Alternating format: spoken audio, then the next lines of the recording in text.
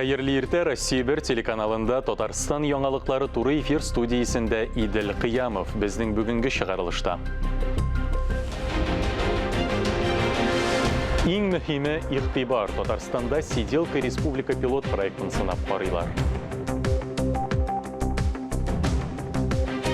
Бензинның сыйфаты нинди белгечләр бер ай дәвамында ягулык солу станцияләрендә рейдлар үткәрә.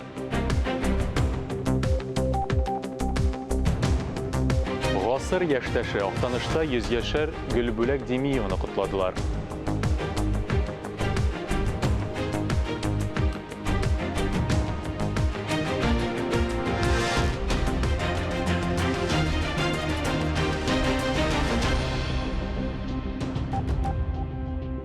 Меңдә 20 елда имин һәм сыйфатлы автомобиль юллары ил күләм проекты кысаларында Татарстанда 254 километр юлларны төзекләндерү планлаштырыла. Бу максатларга 8 миллиард 200 миллион сум акча билгеләнгән. Шул исәптән төбәк әһәмиятендәге 64 километр юл, Казан агломерациясендә 106 километр, Чаллы агломерациясендә 77 километр, Түбән-Кама агломерациясендә 2 километр юл ремонтланачак. Әлеге эшләр нәтиҗәсендә норматив таләпләргә җавап биргән төбәк юллары 47%-ка җитәчәк, нормага туры килгән шәһәр агломерацияләре юллары күрсәткече 81%-тан артачак. Буа районының Вольнистан авылын икегә айырып торучы елга аша яңа җәяүле күпере салынды. Ул республикада эшләп килүче авыл территорияләрен төзекләндерү программасы буенча төзелде. Халык өчен уңайлы булган күперне Буадагы хезмәттәшләребез дә күреп кайтты. Күперне җирле халык авылның йөрәге дип йөртә. Чөнки нәкъ менә аның аша елганың бер ягында яшәүчеләргә аргы якта урнашкан мәктәп, кибет, медпункт һәм башка социаль мәдәни объектларга юл ачыла. Әбиләр, бабайлар хәзерге вакытта бит инде җиргә кирәк, менә ничектә кеңел ачып патага булса да чыгырга кирәк. Менә шул менә иске күпердән йөри иде халык, курка. Хәзер Аллага шөкер, менә куркмыйсар, любой погодада барлык юл булды. Моңа чаклы авыл халкы иске күпер аша йөргән. Һәр елны төзекләндерелеп торса да, аннан чыгуы шактый куркыныч булган. Бу басманы аны төзеделәр 2004-тә сайлау вакытында. Бу икенче басмабыз дигәндәрәк, моны күрсәтәлмис инде. Ул ишелмәгән, сүтмәгән басманы сүтмәлек тора. Буны сайлау вакытында төзедек, бик тизлек белән мәктәп директоры Зәмдиханов Селин диде. Ул организовать итте, Рамиловый белән бергә бу басманы 2 көндә төзеп куйдылар. Ул ничектер вакытлы сагына килеп чыкмады, шулай торды, менә быел 2020 елга хәтле хезмәт итте. Ана ремонтлап тордык без. Яңа күпер республикада эшләп килүче авыл территорияләрен төзекләндерү программасы буенча төзелгән. Шуннан соң без район җитәкчелеге, район офис белән очраштык та. Олай тәминә бу программага керткәннән соң шул елга аша күперне рәтләтсәк, ничегрәк карар икән авыл халкы диде. Менә авыл халкы белән инде мин белә идем, авыл халкы бу күпер турында хыялланганын, чөнки ул һәрбер безнең сходта, һәрбер җыенда күтәрелә иде. Бик зур рәхмәт әйтәсем килә район җитәкчелегенә. Республика җитәкчелегенә менә бу программага безне керткәннәре өчен, менә шундый авыл халкы өчен шундый уңайлык тудырганнары өчен. Күпернең озынлыгы 138 метр. Киләчәктә аны дәвам итеп, тагын да озынайтырга исәплиләр. Без инде планлаштырып торабыз, киләсе елга да шундый программалар эшләсә, бу менә бу юлны без дәвам иттерергә телибез, мәктәп белән тоташтырырга һәм кибеткә кадәр җиткерергә дигән планнарыбыз бар әле киләсе елга. Авыл халкы яңа салынган күпергә тузан кундырмый, ике якны бер итеп, рәхмәтләр әйтеп, аның аша курыкмый чыгып йөри. Алсу Сәмигуллина, Гакыл Камалетдинов, Татарстан яңалыклары. Республика клиник хастаханәсендә кан плазмасы донорларын җыю турында игълан иттеләр. Бирегә яңа коронавирус инфекциясе белән авырып терелгән кешеләрне чакыралар. Республика клиник хастаханәсенең коронавирус белән авырып терелгән табиблары COVID-19 авыруларына ярдәм итү өчен кан плазмасын тапшырган. Кан бирергә теләге булган 18 яшьтән 55 яшькә кадәрге донорның COVID-19 белән авыру турында белешмә кирәк. Әлеге процедура Оренбург тракты 138 Б йорт адресы буенча Республика клиник хастаханәсенең бүлегенең кан тапшыру бүлегендә башкарыла. Турылырак мәгълүмат экранда күрсәтелгән. Иң мөһиме игътибар. Татарстанда Сиделка республика пилот проектын сынап карыйлар. Әлеге проект буенча эшкә сәләтсез кешеләрне карап тәрбияләп туру каралган. Ул федераль бюджеттан финанслана. Чаллыда проектның ничек үтәлүе белән без дә кызыксындык. Так, в 10 часов мы пьем чай, кушаем фрукты. Вот. А так она кушает в обед салатики, суп обязательно, чтобы было мясо, чтобы были белки. Так, пьем компотики, какие-то ягодки замороженные. Гүзәл Нургалиева күп еллардан бирле авыру кешеләрне тәрбияләргә булыша. Валентина Дмитриевнаны 1 елга якын карый. Авыруны диета буенча тукландыру, киендерү, эчке гигиена әйберләрен алыштыру аның төп вазифаларына керә. Халык телендә сиделка дип йөртелгән өй тәрбиячесе көн саен 6 сәгатькә килә. Бу вакытта Валентина Дмитриевна белән шактый гына аралаша да. Все нужно делать с душой. Если Барысында күңел белән эшләргә кирәк. Күңелең белән эшләмәсәң берни дә барып чыкмый. Кеше миңа туганым кебек караса, мин дә шат. Аның 3 кызы да мине яхшы кабул иттеләр. Барысы да әйбәт. Это большая помощь для нашей семьи. Бу безнең гаилә өчен зур ярдәм. Безгә эшебезне ташламаска, гадәти тормыш ритмын дәвам итәргә мөмкинлек бирде. Чаллыдагы һәм Татарстанның тагын 20 районында мохтаҗ гаиләләргә мондый ярдәмне 2019 елдан бирле Содействие социаль ярдәм үзәге күрсәтә. Ул демография илкүләм проектының Сиделка пилот проекты буенча эшли. Быел Чаллыда 60 авыру кешегә шундый ярдәм күрсәтелә. Шәһәрдә 50-гә якын өй тәрбиячесе эшли. Чтобы попасть в проект «Сиделка», необходимо... Сиделка проектына эләгү өчен Чаллы шәһәренең социаль яклау идарәсенә мөрәҗәгать итәргә һәм гариза язарга кирәк. Ярдәм күрсәтелергә тиешле кешенең авыру икәнлеген махсус комиссия таный. Күп очракта пенсионерлар ярдәмгә мохтаҗ. Ә гомумән 18 яшьтән өлкәнрәк булган, эшкә сәләтен югалткан һәр авыру кеше әлеге хезмәтләрдән файдаланырга мөмкин. 2 яшәү минимумыннан кимрәк керемле гражданнарга хезмәтләр бушлай күрсәтелә. Проектны 2022 елга кадәр сынап карыйлар. Айзилә Батырханова, Татарстан яңалыклары, Чаллы. Солқын һавада автомобиль йөртү өчен күбрәк ягулык тотыла. Ә менә ягулык салу станцияләрендә бензинның сыйфаты таләпләргә туры киләме? Белгечләр 1 ай дәвамында ягулыкның сыйфатын тикшерә. Экспертлар кагыйдәләрне бозу очракларында ачыклады. Ямашев урамындагы ягулык салу станциясе. Традицион ягулыкны тикшерү айлыгындагы чираттагы рейдны экспертларның мобиль төркеме үткәрде. Ягулыкны эш шешәгә тутырып алдылар. Отбирается 2 литра пробы. Вот эти стеклянные... Анализга 2 литр ягулык алына, кара төстәге шешәләргә салына. Бер шешә шунда ук лабораториягә тикшерүгә, икенчесе саклауга җибәрелә, ә берсе арбитраж шешә. Соңгысы ягулык белән тәэмин итүче дәгъва белдерә калса, әйберләтә шаһид буларак саклана. Барлык анализларда бәйсез лабораториягә китерелә. Шешәләрдәге ягулыкка пломба салына. Анда ягулыкның маркасы һәм стандартлар турында мәгълүматны үз эченә алган этикетка бар. Мондый төгәллек дөрес анализ ясарга шартлар тудыра. Галимнәр дә анализ нәтиҗәләрен төрле яклап сынап карыйлар. У бензинов у нас 6 показателей, у дизельного топлива 7. Бензиннарның 6 төрле күрсәткече бар, ә дизель ягулыгының 7 төре. Бензинда металл коррозиясын, тышкы күренешен, концентратлар составын, күкертнең микъдарын билгеләргә мөмкин. Айлык 25 октябрьдә башланды. Әлегә белгечләр Казанда һәм якын тирә районнардагы ягулык станцияләрен тикшерә. На сегодняшний день мы отобрали... Бүгенге көндә без барлыгы 392 анализ алдык. Үз лабораториябездә 218-ен тикшердек. Бу 70% чамасы. Лабораториядә 14 очракта ягулыкның сыйфатка тәңгәл килмәүе ачыкланган. Нигездә булар җәйге һәм кышкы дизель ягулыгының кушылган булуы, бензин составының нормативларга туры килмәве. Тикшерү нәтиҗәләренә айлык тәмамлангач йомгак ясала. Сыйфатсыз ягулык салучыларның исемлеге игълан ителәчәк. Фарис Мөхәммәтов, Булашакиев, Дамир Мөхәммәтханов, Татарстан яңалыклары. Инҗе мәрҗәннәрдән эшләнгән, шигелгән картиналар, бәйләнгән башмаклар, курчаклар. Апас районы Әнәле авылында яшәүче Алия Шакирова кул эшләре остасы. Кеше яшьтән шигә, тегә, бәйли. Кәгазьдән, төрле җипләрдән дә матурлык тудыра. Хезмәт җимешләрен туганнары, дусларына да өләшә. Иң беренче ясый башлаган мәчетем. Шушыннан шиге башладым мен. Күңеле матур кешенең эш гамәлләре дә изге була.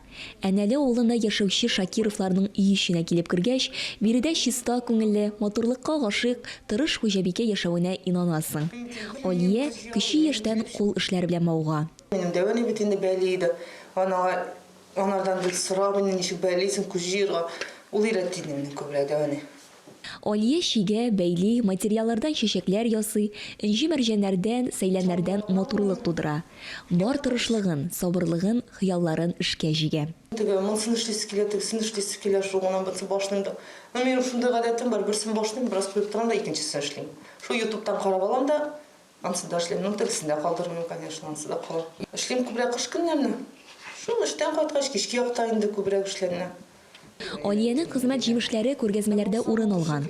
Күзләреннән шатлык бөркелүче, көләч йөзле, алтын куллы Алиянең уңганлыгына без дә сокланып кайттык. Айзилә Батырханова, Гөлназ Вәлиева, Раил Галәвов, Татарстан яңалыклары, Апас районы. Актанышта яшәүче хезмәт тыл ветераны Гөлбүләк Демиевага 100 яшь тулды. Ул райондагы 6-нчы гасыр яшьтәше. Район башлыгы ветеранга ил президентының котлау хатын үз исеменнән бүләк тапшырды. 100 яшьтә дә көләч, якты йөзле, шат күңелле булып калуның серләре турында киләсе репортажда.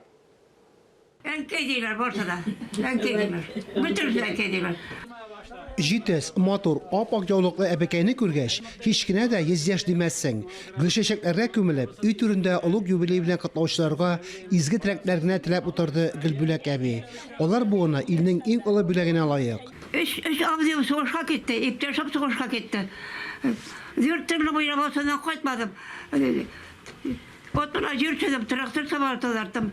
O kışkın atmalarımı görme taşladım. 10 ел элек сугыштан биек җиңү ялап кайткан иреннән тол калган әбигә яңа йорт төзеп бирәләр. Шул көннән башлап улы Мирхәт килене Хәлидә белән яңа нигездә яши ак әби.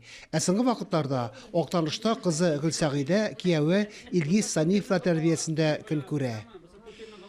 Әни ул табигатьне бик нык ярата, кешеләрне ярата, тормышны ярата һәм эшне бик нык сөйде. Ул бер минутта тик тормады. Әле бу соңгы елларда гына уже эшкә ярамый.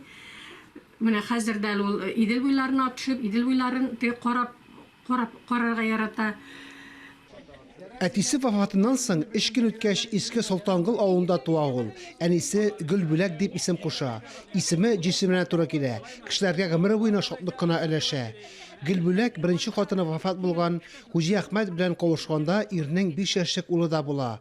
Аны ятимлектән оралап, әни җылысын бүләк итә яшь хатын. Гаиләне түгәрәкләп, бер артлы тагын 4 бала туа. Ул әйтәдер егел ни дип безгә. Кызым, үлсәм эшләп үлде дисәләр, мин үлерем, эшләп үсегез, эш сөючән булыгыз дип әйтә торган ие. Шуңа күрә без барыбыз да эш сөючән булып үстек. Колхозның бер эшеннән дә калмый. 14 яшеннән Гөлсафта. Терекләр карый печән чаба, басуда чүбутый. Лаек ялга чыккач, озак еллар колхоз ашханәсендә ипи сала. Авылдашларына мәҗлесләргә аш-су стәлләре әзерләшә, чәк-чәк пешерергә дә гел аны чакырганнар. Ә үзен 100 яше белән котларга төп нигезгә барлык балалары, оныклары, якын туганнары җыелды. Бергәләп дуга кылып, вәгазьләр тыңлап, Коръән ашыннан авыз иттеләр. Мин аларга сөйініп килә торган идем. Бүләктәйнең пешкән ризыгы, аның пешергән тәбикмәкләре, пешергән бәлешләре, авылда берәү дә алай торып пешерми торгандыр. Шундый тәмле итеп ризык әзерли торган иде ул. Минем әтием белән бер туганнар алар. Әтиемнең сеңнесе. Инде минем әтием үлгәнгә дә 53 ел вакыт үтте. Менә мин үзем Лаеша районыннан кайттым. Минең инде якын, иң кадерле әниемнән дә кадерле апа инде без. Илсур Фәттахов тамыр хуҗалыгы исеменнән Гөлбүләк әбигә җылы юрган бүләк итте. Җирлекнең ветераннар советы рәисе Рафаил Зәйнуллин да истәлекле бүләге белән килгән иде. 100 яшәр әбинең шаулап узган гомер юлына сыклануларын әйттеләр.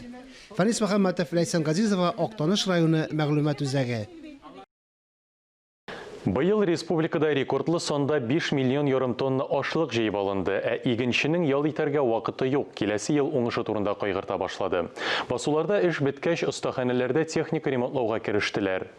Татарстан радиосының иртәнге туры эфир тапшыруында республика авыл хуҗалыгы һәм азык-төлек министры урынбасары Тәлгать Таһирҗанов ремонтны оештыру, яңа техника сатып алу мөмкинлекләре турында сөйләде.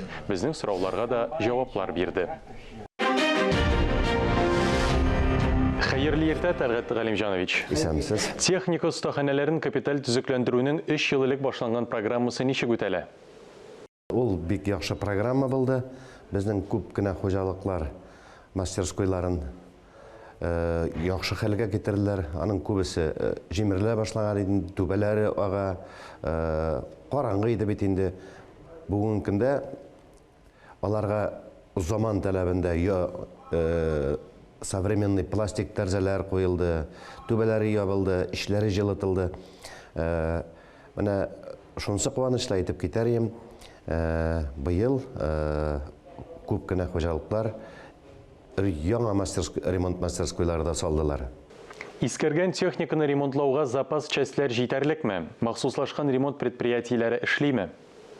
Республикада 13 мең ярым трактор, 3400 комбайн, 6 меңнән артык силка, культиватор бар инде.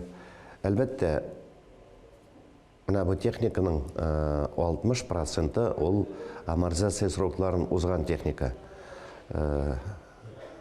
Ягъни 8-10 елдан артык эшлиләр.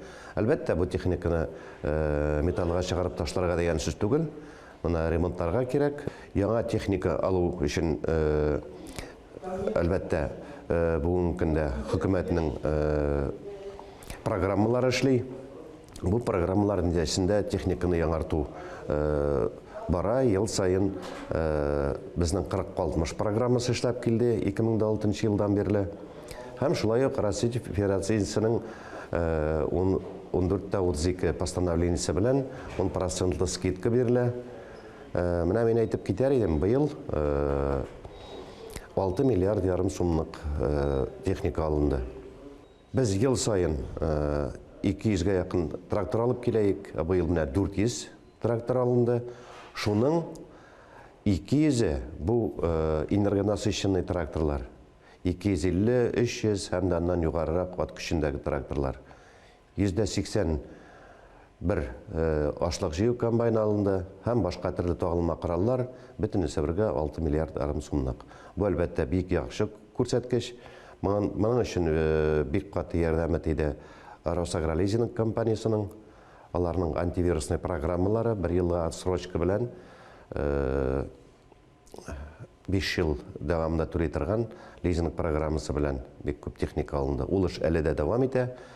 Кайсы төр техникага зур кытлык бар? Мен әйтеп китәрем, мохтаҗлык барлык төр техникага да бар. Аны бит инде яңартып торырга кирәк. Менә безнең обеспеченность, энергообеспеченность дип атала инде ул. Бүгенге көндә 100 гектарга 171 ат кеше тәшкил итә. Бу кимендә 200 булырга тиеш. Әлбәттә, бу безнең алдынгы хуҗалыкларда 200-300 ат кеше тәшкил итә 100 гектар чәчүлеккә. Европа илләрендә, Америкада ул 600-га хәтлек. Әлбәттә, безгә бүгенге көндә трактор паркында яңартырга кирәк, бүгенге көндә комбайннарын да алырга кирәк. Республика буенча бер суктыру комбайнына 450 гектар нагрузка туры килә. Бу хуҗалык бер хуҗалык өчен әйбәт булыр иде. Әмма шул ук вакытта аның кайберләрендә бүгенге көндә 1000 гектардан артык нагрузка туры килә бер комбайнга. Әлбәттә, инде бу хуҗалык мондай нагрузка белән икмәген югалтмыйча ала алмый. Чөнки аның убыркысы 2 ай буе бара. Өлгереп биткәннән соң, өлгергән ашлык 20 көн басып тора икән, аның 40% югала. Әлбәттә, безгә комбайннар җитми, комбайннарны алырга кирәк.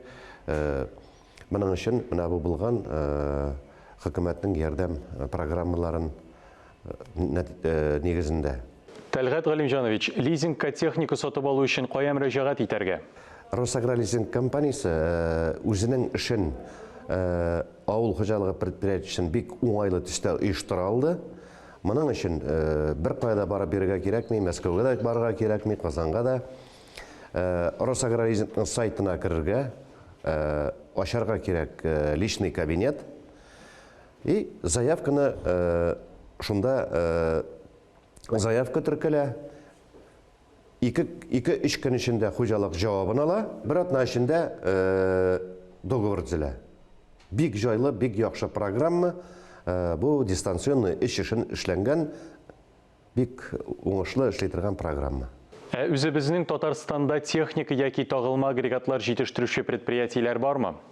Бар әлбәттә, үзебезнең республикада авыл хуҗалыгы машиналар җитештерә торган предприятиеләр эшләп килә. Аның иң уңышлы эшли торганы Мөслимдәге Агромастер компаниясе. Ул бөтен Россиягә һәм чит илләргә дә үзенең җир эшкәртү машиналарын, чәчү агрегатларын, пассивный комплексларын узата.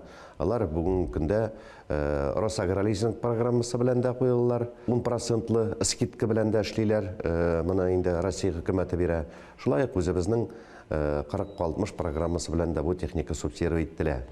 Тагын икенче компанияне әйтеп китәрем, бу Казансельмаш компаниясе. Монда тагылма һәм үзйөрешле опрыскивательләр ясала. Алар бүгенге көндә дөньяда чыга торган иң яхшы опрыскивательләрнең берсе дип әйтәрем. Чөнки аларның космик навигаторлары да бар, космостан эшли торган. Аларның подрулевающие устройстволар дип әйтәбез инде, бу беспилотный вариант. Булар безнең илгә генә түгел, алар чит илләргә дә бу техниканы куялар. Өченче заводны әйтеп китәрем, безнең мелиорация машиналары ясый торган завод, бу Биектауда. Әлбәттә, бөтен әйберендә үзебездә ясап бетерә алмыйбыз әле без бүгенге көндә. Безнең чыгындыралу машиналары, кәбестә, кишер җыю комбайннары, әлбәттә, булар чит илдән кайтарыла. Тәлғат әфәнде, әңгәмәгез өчен рәхмәт. Әлеге сәгатькә шундый яңалыклар иде. Мин Идел Кыямов, бүгенгә сезнең белән сау булашам. Исән-имин, сау-сәламәт булыгыз.